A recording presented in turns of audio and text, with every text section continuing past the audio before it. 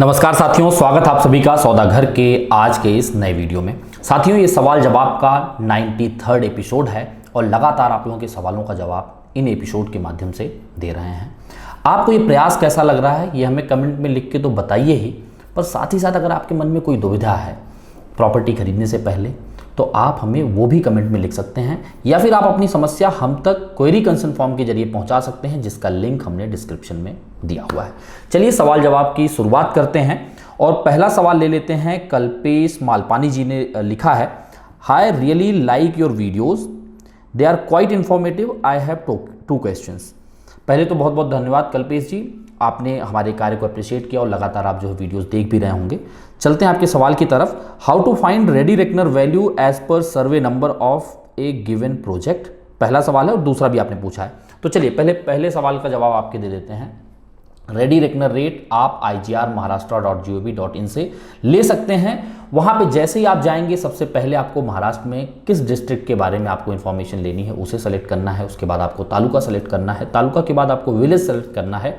Village के बाद आपको दो ऑप्शन नीचे दिए होते हैं। बाई डिफॉल्ट वो बाई लोकेशन पे जो है सेलेक्टेड रहता है, आप उसे बाई सर्वे नंबर पे भी क्लिक करके अपना सर्वे नंबर डाल के वहाँ का रेडी रेकनर रेट जो भी लैंड का है, कॉमर्शियल का है, रेजिडेंशियल का है, इन सब का रेडी रेकनर आप देख सकते हैं। इसका डायरेक्ट लिंक आपको डिस्क्रिप्शन में दे रहे हैं, आसानी से उसे क्लिक करिए और जो भी डिस्ट्रिक्ट, जो भी तालुका है, जो भी विलेज है और जो भी सर्वे नंबर आप देखना चाहते हैं वहां जाके क्लिक करके आप आसानी से देख लीजिए।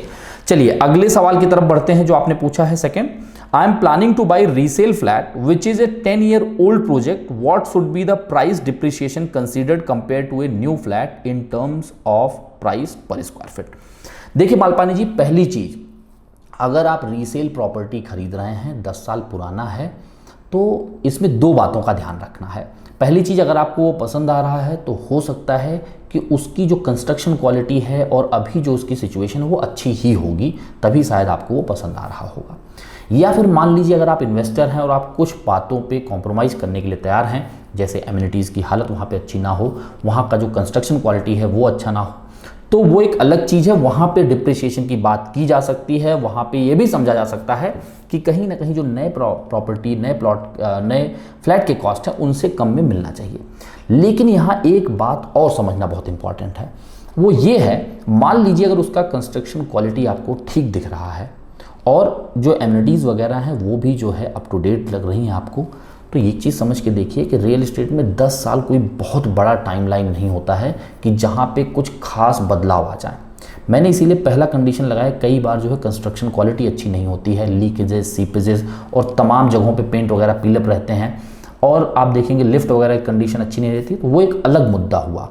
लेकिन अगर आपको ये सारी चीज़ें ठीक ठाक लग रही हैं 90%, तो आप ये मान के चलिए कि जो अगले हिस्से पे मैं बात करने वाला हूँ उससे आप समझने की कोशिश करिए। जितने भी नए प्रॉपर्टी, जितने भी नए फ्लैट और जितनी भी प्रॉपर्टीज़ आपको बेची जा रही हैं उसमें एक खास बदलाव है जो मैंने कई वीडियोज़ में बताया हुआ है। प्री रेरा यानी कि 2017 के पहले 1 मई 2017 को महारेरा जो है यहाँ एक्शन में आता है महाराष्ट्र में। वैसे 2016 में ये एक्ट सेंटर के द्वारा पास कर दिया गया था। तो 2017 1 मई 2017 के पहले महाराष्ट्र में जो भी प्रॉपर्टीज़ होती थी उसका जो कारपेट एरिया बताया जाता था, जो एग्रीमेंट में मेंशन होता था, वो प्योर कारपेट होता था। अब प्योर कारपेट क्या है, यानी कि जो आपके इंटरनल वॉल होते थे वो कारपेट एरिया का हिस्सा नहीं थे। यानी जो आपके रूम का डायमेंशन आ रहा है, आपके लिविंग एरिया का डायमेंशन आ रहा है, आपके किचन का डायमेंशन आ रहा है, वो सारा जोड़ के ही कारपेट एरिया बनाया जाता था। पर रेरा के बाद रेरा ने क्या कहा कि उन्होंने स्पेसिफिकली इस बात को मेंशन किया कि जो आउटर वॉल है आपके फ्लैट का, उसे छोड़ के जितने भी इंटरनल वॉल का एरिया है वह भी कारपेट एरिया के अंदर माना जाएगा। तो यानी कि मोर एंड लेस कहिए, अगर आउटर वॉल का एरिया इंक्लूड कर दिया जाए तो carpet area is equal to built up area हो गया। लेकिन जो पहले के फ्लैट हैं, यानी कि 2017 के पहले की जो पोजीशन आए हुए फ्लैट हैं और जो एग्रीमेंट में लिखा हुआ एरिया है कारपेट एरिया, इसमें मैं terraces, dry balcony, enclose balcony की बात नहीं कर रहा हूँ। ये तो टोटल कारपेट करके लोग दिखाते हैं, टोटल यूजेबल एरिया करके दिखाते हैं अलग अलग डेवलपर, उसकी बात मैं यहाँ कर नहीं रहा हूँ। यहाँ मैं कारपेट टू कारपेट यानी कि महारेरा कारपेट जो अब है और जो पहले एग्रीमेंट में कारपेट मेंशन रहता था। तो अब आप ये मान के चलिए, अगर पहले का कारपेट यानी प्री रेरा के पहले जो प्रोजेक्ट डिलीवर हुए हैं उनमें इंटरनल वॉल का एरिया इंक्लूडेड नहीं है, तो आपको बाय डिफ़ॉल्ट ज़्यादा कारपेट, यूजेबल एरिया ज़्यादा मिलने वाला है, क्योंकि अब जो कारपेट बताए जा रहे हैं उसमें इंटरनल वॉल का एरिया भी जुड़ा हुआ है। तो बाय डिफ़ॉल्ट अगर मान लीजिए आज आपको 1000 स्क्वायर फीट बताया जा रहा है, तो 7 से 8 स्क्वायर फीट तो आपके जो इंटरनल वॉल है उसमें कंज्यूम हो जा रहा है। तो आपको इफेक्टिवली कितना मिल रहा है, 70-80 स्क्वायर फीट कम मिल रहा है यूज करने के लिए। लेकिन अगर वो पहले का प्री रेरा का जो कारपेट एरिया अगर 1000 स्क्वायर फीट है, तो प्योर 1000 स्क्वायर फीट आपको यूज करने को मिलेगा। उसमें वॉल का जो एरिया है वो अलग से जुड़ेगा, यानी कि वो उतना प्लस हो जाएगा। तो पहले का 7-8% जब आप उस कारपेट में जोड़ेंगे तब आपका इसका डिफरेंस समझ में आएगा कितना गैप है। या फिर आज वाला जो कारपेट एरिया है, महारेरा कारपेट एरिया, उसमें से 7-8% का एरिया माइनस कर लीजिए। तो इसलिए अगर आपको सेम कारपेट बताया जा रहा है कि नए फ्लैट में आपको 1000 स्क्वायर फीट का कारपेट इतने में मिल रहा है और पुराना जो रीसेल प्रॉपर्टी है उसमें 1000 स्क्वायर फीट का कारपेट इतना मिल रहा है, इतने में मिल रहा है, तो दोनों में तो ऑलरेडी आप प्लस में है यहाँ, क्योंकि आपको एरिया ज़्यादा मिल रहा है। भले ही आपको कारपेट बराबर बताया जा रहा है, क्योंकि इसमें आपका इंटरनल वॉल का एरिया जुड़ा हुआ है और इसमें नहीं जुड़ा हुआ है प्री कोविड वाले में। तो एक जगह तो आप वैसे ही प्लस हो गए, अगर उतना ही आप उसको डिप्रिसिएशन पकड़ लीजिए तो आपका प्राइस बराबर हो जाता है। तो इसलिए पहले आप उसकी सिचुएशन देखिए, कंडीशन क्या है उस पर डिपेंड करता है। लेकिन जहाँ तक अगर मोटे तौर पे समझा जाए तो जो पुराने प्रॉपर्टीज़ हैं वहाँ पे कारपेट एरिया आपको ज़्यादा मिल जाता है। अगर आप बहुत ज़्यादा एमिनिटीज़ पे कंसंट्रेट नहीं कर रहे हैं, आपको यूजेबल स्पेस ज़्यादा चाहिए, घर में रहने वाले लोग ज़्यादा हैं, या फिर आप बड़े स्पेस की डिमांड करते हैं और आप उसे पसंद करते हैं, तो शायद आपके लिए रीसेल प्रॉपर्टी ज़्यादा अच्छी रहेगी। आगे बढ़ते हैं, अभिजीत होले जी हैं, इनका सवाल है, exactly the info I was looking for, as always you have answers for all the questions. Thank you so much Hole ji. आगे आपने कहा है, does RERA mandate car, bike and cycle parking to be together at all. देखिए, महारेरा इस तरीके से नहीं कहता कि आपको अगर एक कार पार्क दे दिया गया तो उसी में बाइक का पार्किंग भी इंक्लूडेड किया गया है या साइकिल की पार्किंग भी इंक्लूडेड की गई हैं। कई बार ऐसा होता है कि जो डायमेंशन आपको प्रोवाइड किया जा रहा है उसमें आगे पीछे या साइड बाय साइड कुछ इतना एरिया बच जाता है जहाँ पे आप कार या बाइक पार्किंग जो है बाइक को पार्क कर सकते हैं या साइकिल को पार्क कर सकते हैं साइड बाय साइड कार खड़ी करने के बाद। लेकिन क्या आपका सवाल एग्जैक्टली ये है, या फिर आप ये कहना चाह रहे हैं कि कार का पार्किंग दिया जाए और उसके बाद इमीडिएट साइकिल या फिर बाइक की पार्किंग भी दे दी जाए किसी को? तो इस तरीके से कोई मैंडेशन नहीं है। जितना वहाँ पे नंबर ऑफ फ्लैट्स हैं उसके हिसाब से पार्किंग देना अनिवार्य है। अगर साइज ऑफ फ्लैट ज़्यादा है, वो भले ही ओपन पार्किंग हो सकती है, ओपन कार पार्किंग, या फिर covered car parking. Developer open car parking को बेच नहीं सकता है, वहीं कवर्ड कार पार्क को वो चाहे तो बेच सकता है, और अगर वो बेचता है तो उसके डायमेंशंस, उसका एनेक्सर, उसका यानी कि पार्किंग नंबर क्या है, ये सब कुछ उसको विद मैप वहाँ पे एग्रीमेंट के साथ आपको मेंशन करके देना होगा, अटैच करके देना होगा। लेकिन इस केस में ऐसा कुछ नहीं है कि कार पार्क के साथ कोई ऐसा मैंडेट नहीं है कि साइकिल पार्किंग भी दी जाएगी या फिर बाइक पार्किंग भी दी जाएगी। कई बार डेवलपर के पास ऐसे कई सारे स्पेस आते हैं जहां पे आपको एक्स्ट्रा स्पेस मिलता है कार पार्किंग के जो एक नियत डायमेंशन है उसके अलावा, और उसका नियत डायमेंशन यानी कि एक स्पेसिफिक कितना डायमेंशन होना चाहिए, इस पर भी हमने एक वीडियो बनाया है और शॉर्ट वीडियो भी बनाया हुआ है। तो यूट्यूब शॉर्ट्स के माध्यम से आई बटन पर प्रेस करके आप उसे देख सकते हैं कि लमसम कितना एरिया एक कार पार्किंग के लिए होना चाहिए, कितना एरिया साइकिल के लिए होना चाहिए और कितना एरिया बाइक पार्किंग के लिए होना चाहिए। अब आप कहेंगे ऐसे कैसे हो सकता है कि कई जगह जो है डायमेंशन ज़्यादा हो रहा है, कहीं कम हो रहा है?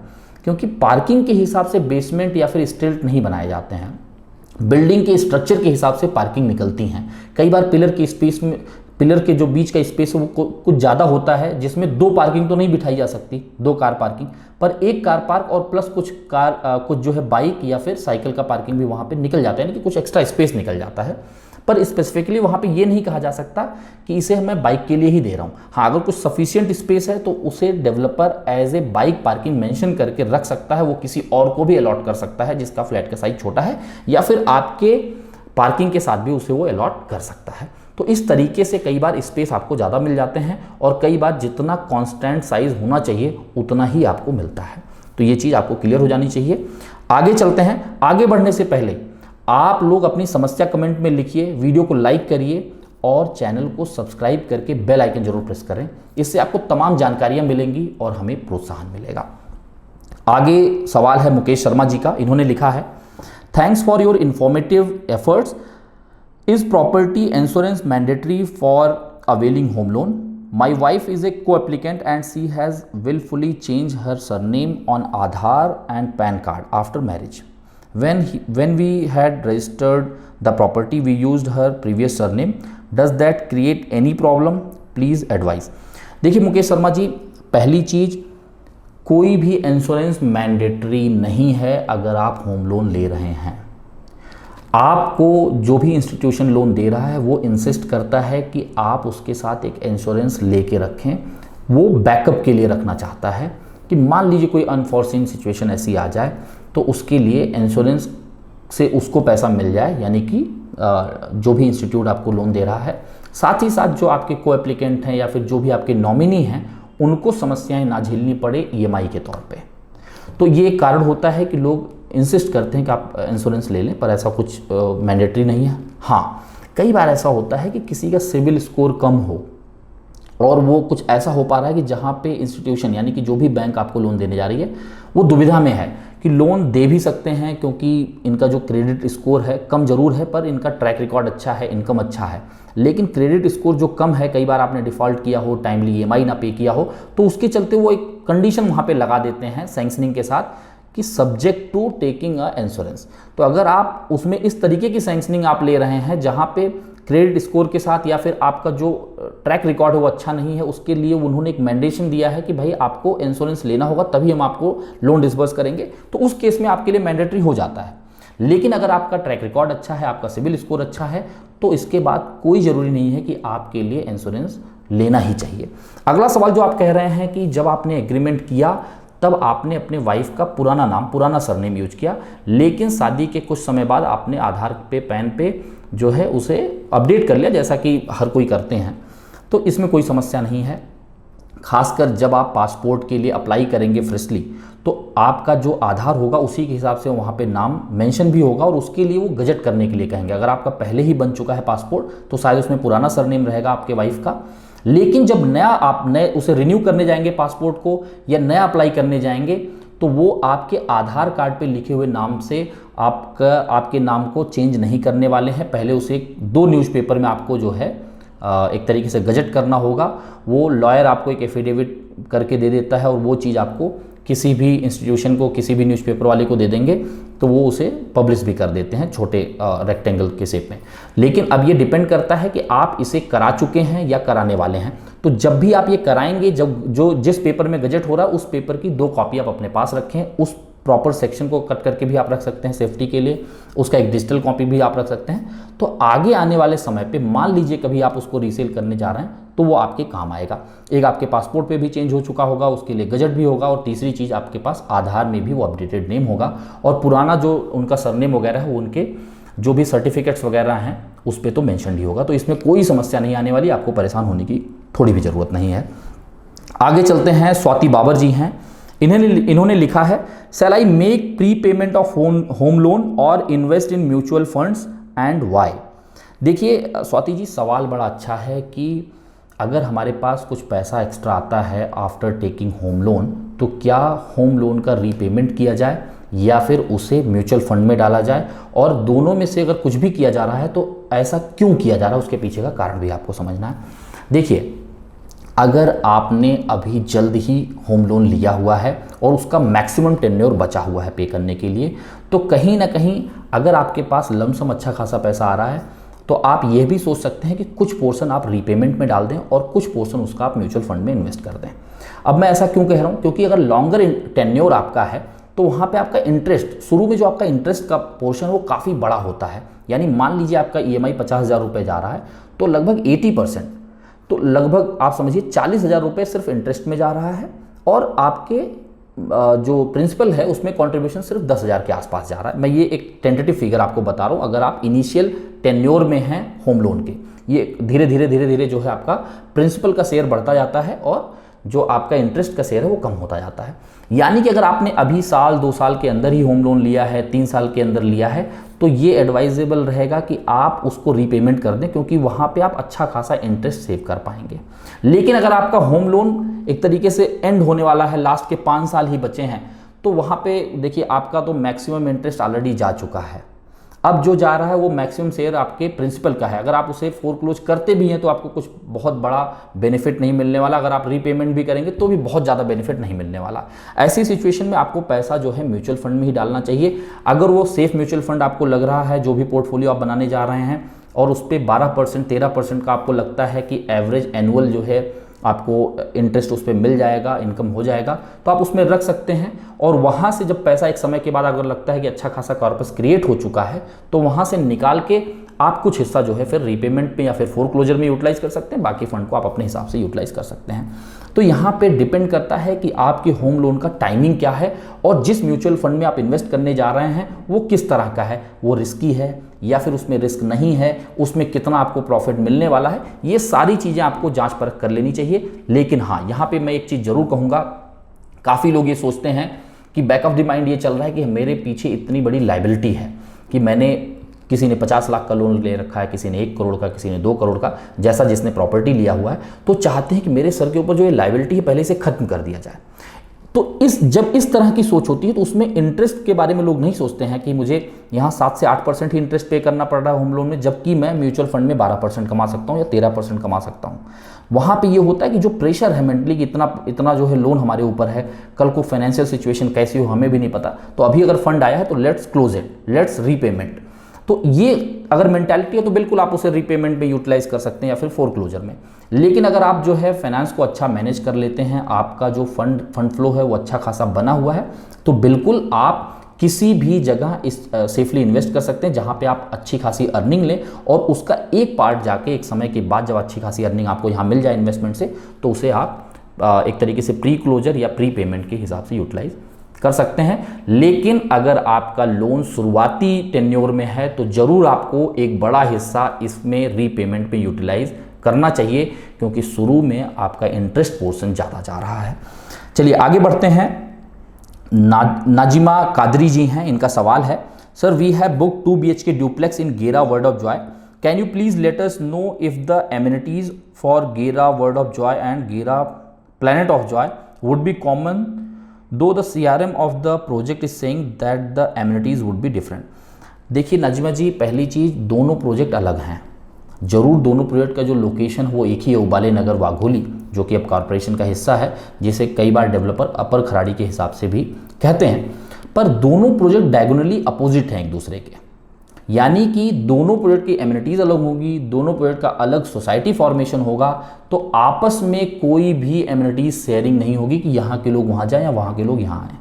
जैसे आप एक टाउनशिप में भी देखते हैं, भले आप एक टाउनशिप में रह रहे हों, लेकिन उस टाउनशिप में भी एक अलग अलग सेक्टर बनाए जाते हैं, तो एक सेक्टर की जो एमिनिटीज़ होती है वहाँ की एमिनिटीज़ दूसरे सेक्टर के एमिनिटीज़ वालों के लिए नहीं होती है। हाँ, कई बार टाउनशिप में कुछ ऐसी एमिनिटीज़ कॉमन बनाई जाती हैं जहाँ पे सारे लोग आके यूटिलाइज कर सकते हैं। उसके लिए कई बार लोगों को एक्स्ट्रा चार्ज भी पे करना होता है उस कॉमन एमिनिटीज़ के लिए, और उस कॉमन एमिनिटीज़ को किसी बाहरी, यानी कि जो उस टाउनशिप के किसी सेक्टर में नहीं रह के किसी और सोसाइटी में रह रहे हैं, वो भी आके यूटिलाइज कर सकते हैं, उनको भी उसी तरीके से चार्ज पे करना होता है।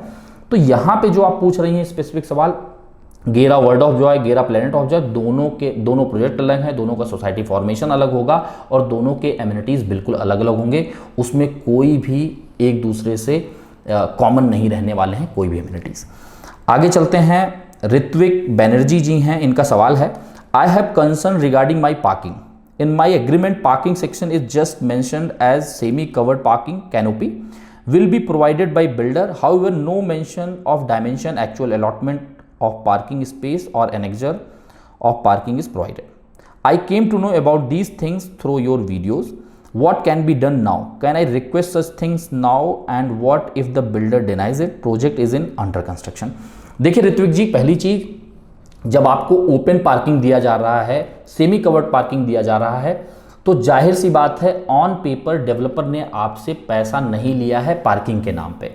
अगर डेवलपर ने आपसे पार्किंग के नाम पे पैसा नहीं लिया है, यानी कि पार्किंग बेचा नहीं है ऑन पेपर, तो ये चीज़ मैंडेटरी नहीं है कि वो आपको डायमेंशन दे, उसका जो है प्लान शेयर करे या फिर उसका कुछ एनेक्जर उसके साथ अटैच करे। ये तभी मैंडेटरी है जब डेवलपर आपको कवर्ड पार्किंग बेच रहा है। ओपन पार्किंग तो वैसे भी डेवलपर बेच नहीं सकता है, भले उसका कुछ पोर्शन वो अपने आईडीसी में जोड़ के रखता है, इंफ्रास्ट्रक्चरल डेवलपमेंट चार्ज में, लेकिन वो उसे पार्किंग चार्ज के हिसाब से नाम से नहीं ले सकता है, ना तो वो लेता है। क्योंकि अगर वो लेगा तो वो लीगली नहीं होगा। और मान लीजिए अगर किसी कवर्ड पार्किंग को भी उसने दिखा दिया कि मैंने पार्किंग के नाम पे इतना लिया है, तो जो ये मैंडेटरी चीज़ें हैं, जो नई गाइडलाइन आई थी महारेरा की, जिस पे हमने वीडियो बनाया था, जो आपने देखा, जो लोगों ने नहीं देखा उसे आई बटन पे एक बार प्रेस करके आप लोग देख लीजिए, जिससे आपको समझ में आ जाए क्या जो है अपडेट आया हुआ था महारेरा की तरफ से। तो ये चीज़ तभी मैंडेटरी है जो यहाँ पे आप लिख रहे हैं कि पार्किंग नंबर मेंशन किया जाए, उसका डायमेंशन दिखाया जाए, उसका नेक्सर लगाया जाए, उसका मैप भी अटैच किया जाए, जब डेवलपर आपको पार्किंग बेच रहा है। ज़्यादातर 99% भी आप कह सकते हैं, जब डेवलपर आपको पार्किंग देता है तो पार्किंग बेचता नहीं है। भले आपको पार्किंग के नाम पे वो इंफ्रास्ट्रक्चरल डेवलपमेंट चार्ज में एक मोटा पैसा जोड़ देता है, लेकिन वह यह कहकर आपसे पैसे नहीं लेता है कि मैं आपको ये पार्किंग दे रहा हूँ और इसके अगेंस्ट में इतना पैसा ले रहा हूँ। क्योंकि अगर वो ऐसा दिखाता है तो फिर उसको रूल फॉलो करना होगा, उसको पार्किंग नंबर भी बताना होगा, उसका मैप भी अटैच करना होगा, उसका डायमेंशन भी बताना होगा। तो ये सब चीज़ों से बचने के लिए डेवलपर आपको पार्किंग नहीं बेचता है, लेकिन उसका पैसा किसी न किसी दूसरे रूप में ले लेता है। वैसे आपको तो सेमी कवर्ड पार्क है, तो वैसे भी डेवलपर ने दिखाया नहीं होगा कि आपको उसने पार्किंग बेची है। उसने सिर्फ दिखाया है कि आपके फ्लैट के साथ एक पार्किंग दी जा रही है, पर उसके लिए उसने कोई एक्स्ट्रा पैसा नहीं लिया है, इसलिए वो बाउंड नहीं होता है कि वो सारी डायमेंशन वगैरह आपको दिखाए। आगे बढ़ते हैं। तरंग जैन जी हैं, इन्होंने लिखा है thank you for continuous informative videos. Thank you so much Tarang ji. How society formation done before township position by builder and what charges involved. देखिए तरंग जी, जब आप किसी टाउनशिप में प्रॉपर्टी ले रहे हैं तो जैसा मैंने अभी पहले सवाल के जवाब में बताया, उसमें अलग अलग सेक्टर्स होते हैं या फिर अलग अलग बिल्डिंग्स होती हैं। अगर कोई बड़ा प्रोजेक्ट है तो उसमें कई बार अलग अलग बिल्डिंग के भी महारेरा रजिस्ट्रेशन लिए जाते हैं और उसका सोसाइटी फॉर्मेशन किया जा सकता है पर्टिकुलर उस बिल्डिंग का, क्योंकि उसका अलग महारेरा लिया गया है, उसके लिए अलग डेडलाइन है पोजीशन के लिए। उस समय जैसे ही वो पोजीशन देंगे तो उसको एक कोऑपरेटिव सोसाइटी का एक हिस्सा बना देंगे। और ऐसे जैसे मल्टीपल टावर्स या मल्टीपल सेक्टर्स का जो है जैसे जैसे कंप्लीशन आता जाएगा वो कोऑपरेटिव हाउसिंग सोसाइटी बनती जाएगी और बाद में एक एपेक्स बॉडी बना दी जाएगी जिसके अंतर्गत वो सारे के सारे चीज़ें मैनेज होंगी। ये मैं बता रहा हूँ किसी बड़े प्रोजेक्ट के अंदर अगर अलग अलग बिल्डिंग्स आ रही हैं और उसके अलग अलग जो है महारेरा लिए जा रहे हैं। अगर वो टाउनशिप में है तो एक सेक्टर का पोजीशन अगर आ रहा है तो उस सेक्टर का जो है अलग से जो है एक हाउसिंग कोऑपरेटिव हाउसिंग सोसाइटी बना दी जाएगी और जो अलग सेक्टर्स आएंगे उनका अलग बनेगा। तो इस तरीके से सोसाइटी फॉर्मेशन हो सकता है, बिल्डिंग का भी हो सकता है और अलग एक सेक्टर का भी हो सकता है। जरूरी नहीं कि पूरा टाउनशिप कंप्लीट होने के बाद ही सोसाइटी फॉर्म होगा। कई बार जो है जब आपको ये चीज़ें बेची जाती हैं या तो ये प्रॉपर कम्युनिकेट नहीं की जाती या फिर एक कम्युनिकेशन गैप रह जाता है और आप ये समझ के चलते हैं कि जब भी सोसाइटी फॉर्म होगा तो पूरा टाउनशिप डेवलप होगा, जितनी चीज़ें बताई गई हैं वो सारी चीज़ें होंगी। लेकिन हमेशा आप लोगों से यही गुजारिश रहती है कि महारेरा पे जाइए, जिस प्रोजेक्ट का जिस बिल्डिंग का आप खरीद रहे हैं उसका महारेरा नंबर अगर अलग है तो उसमें क्या क्या चीज़ें वहाँ पे दी गई हैं, उसका proforma allotment letter, proforma agreement to sale जरूर पढ़िए और वहाँ पे जो उन्होंने सैंक्शन कॉपी उसकी ली हुई है उसमें कितनी बिल्डिंग को आपको एक साथ वो देने वाले हैं उस पर्टिकुलर महारेरा नंबर के अंतर्गत उतने का ही सोसाइटी फॉर्म वो कर सकते हैं। और अगर वो नए नए बिल्डिंग या नए नए सेक्टर को बनाएंगे तो उनका सोसाइटी फॉर्मेशन बाद में होता है। इसमें कोई भी चीज़ इलीगल नहीं है। लेकिन अगर आपने बैक ऑफ द माइंड ये सोच रखा है कि सब कुछ एक साथ मिलेगा तो ये गलत आपने सोचा है। इसे आपको बुक करने से पहले इन चीज़ों को जांच परख करनी चाहिए। जो भी लोग इसे देख रहे हैं जिन्होंने प्रॉपर्टी अभी नहीं खरीदी है, रेरा नंबर सिर्फ देख लेने से आप ये एश्योर मत हो जाइए कि सब कुछ सही है। आप उस रेरा नंबर को जाके महारेरा के साइट पे सर्च करिए, उसे प्रॉपर स्टडी करिए। जहां कहीं भी आपको समस्या लगे आप हमें दिए हुए नंबर पे कॉल भी कर सकते हैं या फिर हमने सिंपली क्वेरी कंसर्न फॉर्म को डिस्क्रिप्शन में दिया हुआ है, उसे क्लिक करिए, अपनी समस्या हम तक आप पहुंचा सकते हैं। आशा करते हैं साथियों आप सभी को सौदागर का प्रयास पसंद आ रहा होगा। यदि पसंद आ रहा है तो वीडियो को लाइक शेयर करके चैनल को सब्सक्राइब करके बेल आइकन प्रेस कर लें, जिससे आपको तमाम जानकारियां रियल एस्टेट से जुड़ी मिलती रहे और हमें मिलता रहे प्रोत्साहन। जल्द मिलेंगे एक नए वीडियो के साथ, एक नई जानकारी के साथ। तब तक के लिए धन्यवाद, नमस्कार।